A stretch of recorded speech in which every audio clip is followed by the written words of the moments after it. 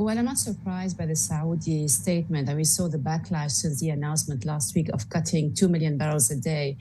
Under the pretext or the justification, if you want, that they want to be proactive as a result of a weakening global economy. And therefore, they wanted to avoid an economic scenario and a crash in prices, as we saw, for example, following the financial crisis in 2008.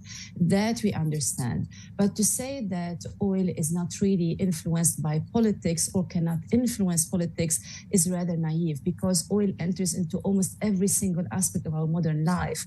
And it has an implication on the global economy, on global geopolitics, and especially that you have in the OPEC Plus a key member that is Russia.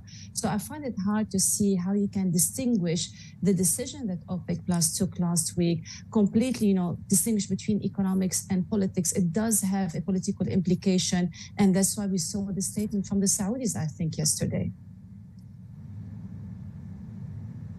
Indeed, Carole. It's also why we've seen the United States continuing to push back. President Biden now saying he's going to undertake a wide-ranging review of this strategic relationship with Saudi Arabia. What do you think this review between these two allies, when it comes to how they interact with each other in the future, might actually entail?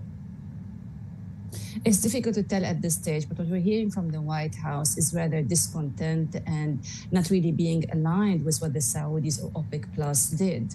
And therefore, we are going to hear more statements. We're already hearing about the OPEC bill. We are hearing about potentially halting the arms sale.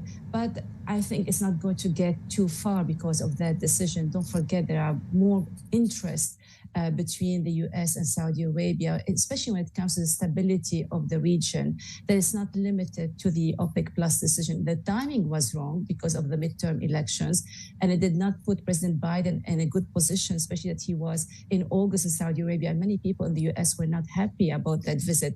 And only 2 months later to make these announcements, the timing, in my opinion, was very bad. But is it going to lead to serious deterioration of the Saudi-U.S. relationship? I doubt, because they are built on much more than the oil price. And don't forget, the U.S. is also the world's largest oil producer. So it is, in a sense, benefiting from higher oil prices. But before midterm elections, these are not good to have around.